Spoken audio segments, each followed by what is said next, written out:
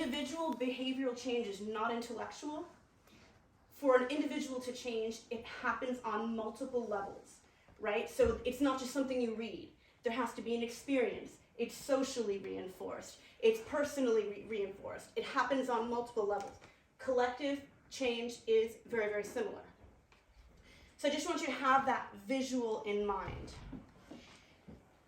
So this is a system to change systems. How do we get out of where we are? And how can we potentially, from what is really, really oppression and violence, go into a state of thriving? It's that kind of process. We're going to be changing our posture. We're going to have a new reference for a new kind of experience. We're going to learn to operate and move in a different way and come into a state of alignment. Where are we now? So, calling it really what it is.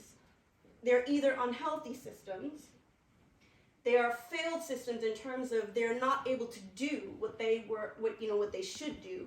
A healthcare system should provide care, well-being, or a financial system should provide resources for all. They're not doing that.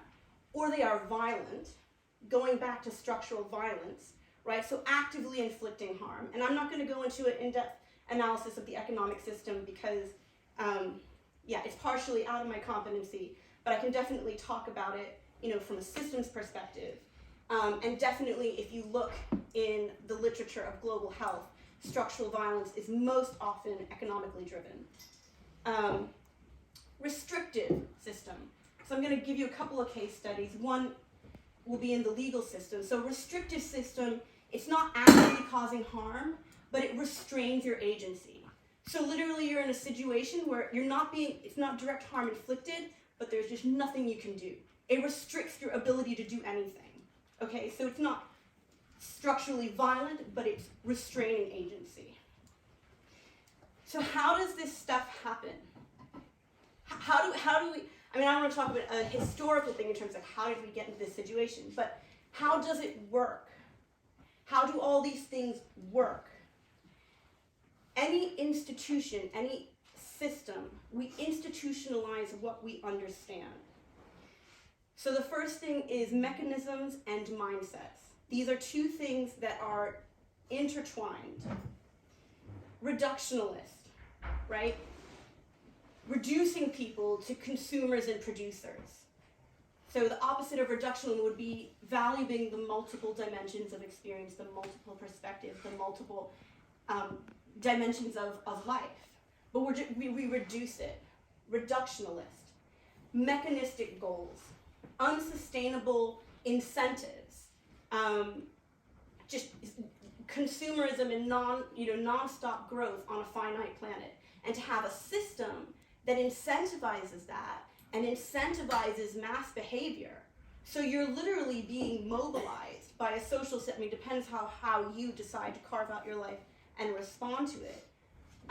That's an unsustainable value, and it's an incentive of the system.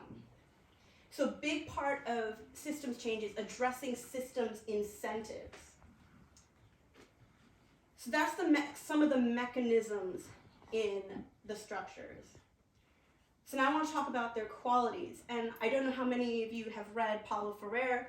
He's a big influence of mine, but I'm going to just touch on the key topics from him.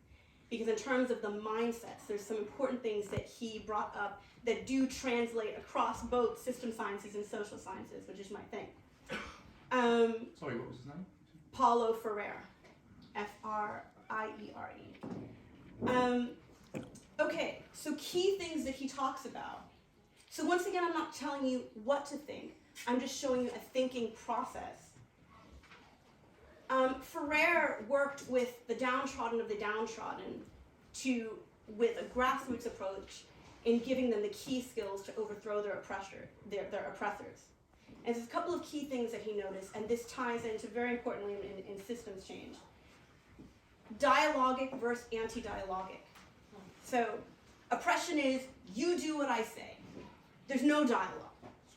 Anything liberational, and definitely a systems change, is highly dialogic. one of the characteristics of healthy systems is that they are very dialogic and they breed more and more coherence through a dialogic process. Just think about how many years ago you could talk to someone and now you get like, press 1, press 2, press 3. It's actually an anti-dialogue. There's no human there to talk to, right? So, and that's just one example of like anti-dialogue. Second is the narrative structure. So is that a propagated narrative that we're propagating, or is that a narrative that's being generated? There's a very big difference. A narrative that's being generated, you're generating it through direct experience. And Ferrer talks about the banking model of knowledge, so information that is deposited into you, right? This is very linked to oppression and oppressive structures. They're propagating a narrative and they're, putting knowledge into you. A liberational approach would be, instead of something deposited into you, you're generating it through direct experience. You're generating it through your own reflections. You're generating it through your dialogues and conversations with others. One of my favorite knowledge systems, so I guess because of the academic background that I have, and please keep me posted on time because I have 2 more pages. Okay. This is something that happens over and over and over again in every single social movement, but people don't notice it consciously. It's the knowledge change.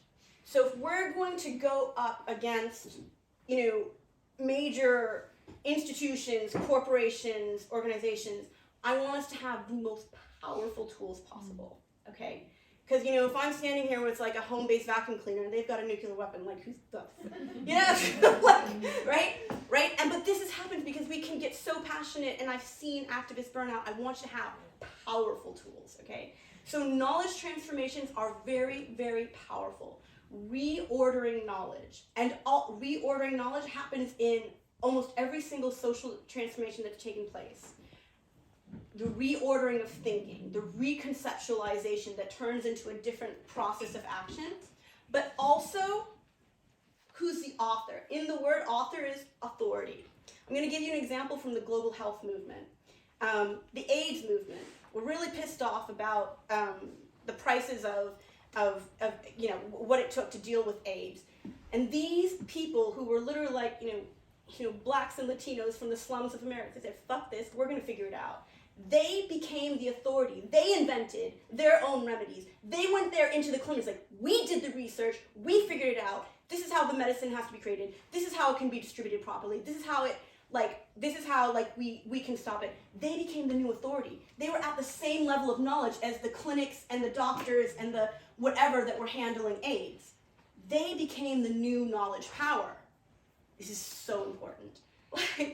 These are big, big things that I think we really need to make some key courses on, because it's powerful tools. All of a sudden, and they didn't start a major organization and spend loads of money, they just became the new authority. So many times we get involved in understandably so, in the idea, in the ideology.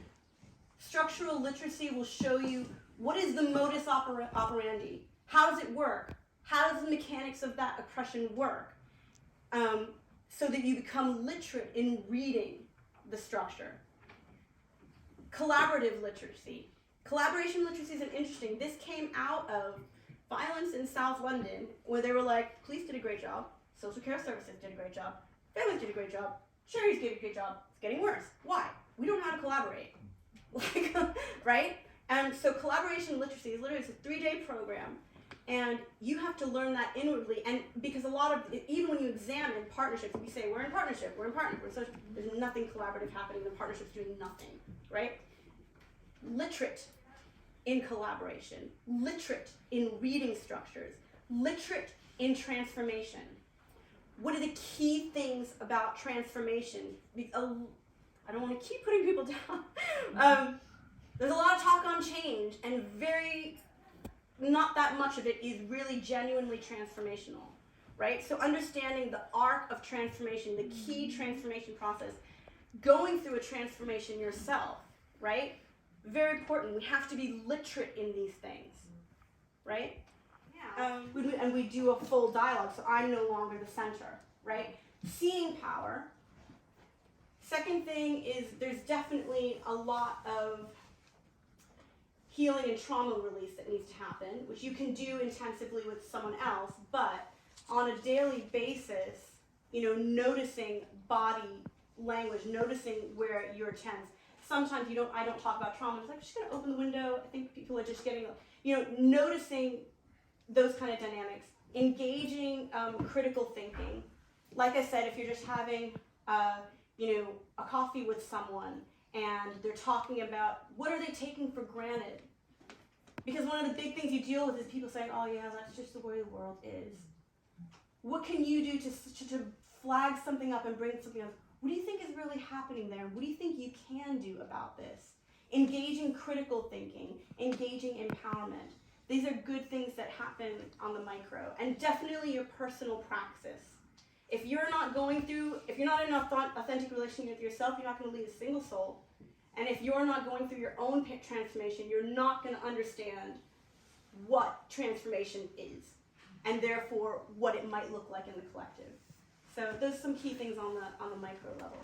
You did say as well that there's lots of things. I mean, I'm particularly interested in the educational system and change within that. Yeah.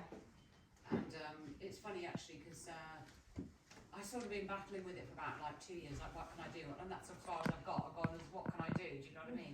Yeah. Until I realised actually there's already other people out there already starting the change, and I've kind of found a couple now. Yeah. That I'm going to be sharing.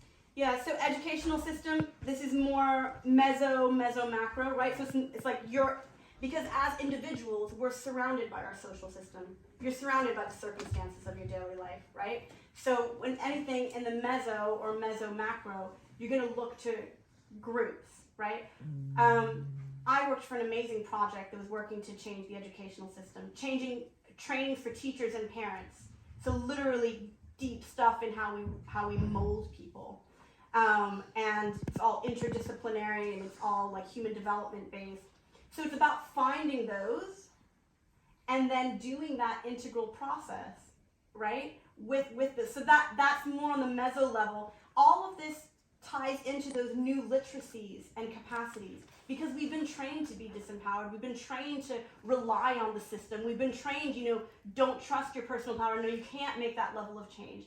Right, so that's the personal level of like detoxing and reclaiming yourself. And then if you're gonna look in the educational system, yeah, it's a lot about this campfire stuff. It's a lot about finding those people that are doing that, what pieces you can take, how you can start to work integrally. There's a lot of people changing, and empowerment is collective. I was very disempowered as I was a teacher. Like, I'm being given hell for staying after class trying to help people. And I was very empowered to see the amount of teachers and schools and initiatives that are changing education in such a profound way. I was like, what? Like, I wouldn't dream this because I would be exhausted after class and I'd be like, I'm just trying to help people and this was never my intention. And then you get empowered by others and then you join others and you walk into a different collective space that's operating differently. And you're like, what is this new way of operating, right? And in terms of like how to engage with that, engaging with different initiatives, then they all go through that integral process of becoming more, it has to become coherent enough so it really becomes the alternative system. So a lot of this, what to do, I know I spoke very briefly about the literacies and capacities, but they're so transformative because all of a sudden you're like, oh, there's a lot I can do. Oh, there's a lot already going on, and I just join it, right? So I hope that answers your question without rambling. just a quick point about recently I saw a film called Planet Local. Plant Local. And it's about localization. Maybe many people have seen it. It's a great film. Talking about divide, conquer, and the polarization. So something, the value most people can agree on. So instead of disagree, and I found very certain subject very untouchable. Yeah. So something we can most likely agree on. Local stuff is great. There's a lot of access points the axis between micro and meso, the axis points between. I didn't go into that level of complexity. Local stuff is fantastic, right? It's micro and meso level change because you're changing a system, right? So by doing things all locally. Kind of idea of that there's a tendency we disagree on and arguing, so somehow something we can start from what we can connect and agree on to begin with at the human level. Absolutely. That maybe I can think of as a micro level. Embodied way shower. All right, just embodying a different way of life, right? This is real. This is one of the biggest things you can do on the micro level. I'm not going to get into axis points on that kind of complex stuff, but right. So if you have the off the grid stuff, it's micro, but it's also meso level because you're changing a social organization.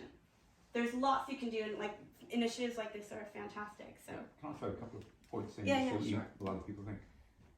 As well as everything you said, I think there's 2 points just to throw in here which sort of relate to what you say. I think one is you talk about integral process. Yeah. So, and I think there's so many, like you said, there's so many. I mean, there's literally countless initiatives on our side, if you like, happening right now. And there's big campaigns. There's what Pete and Dan and Dan's, all their organisations, that people are doing stuff. But you had like the Better Way conference earlier this year. Yeah. You've got an international network doing stuff. Yeah. You've got in the US, there's tons of examples, but there's a couple more. You look in the US, you've got the Libertarian Party. Integral processes are very few. They're like win, and Steve Turley, and you think, well, Russell Brand and all there's loads of these people and you can have mixed views, but why don't we, okay, what can I do? Why don't we, if we join together, we'll just crush them. Yeah. Our current social systems are dualizing, polarizing, including the aid infrastructure, including the charity infrastructure, don't forget that, they're all corrupt, aren't they? But I mean, the real, even people don't have collaboration literacy. It's really, really strange. People that you think should, because we're not bred that way. Yeah. Even in our schooling systems, we specialize and we isolate knowledge. We're not taught interdisciplinary, transdisciplinary, we're not taught systems thinking. Yeah. When I talk about systems thinking, you're seeing the whole system.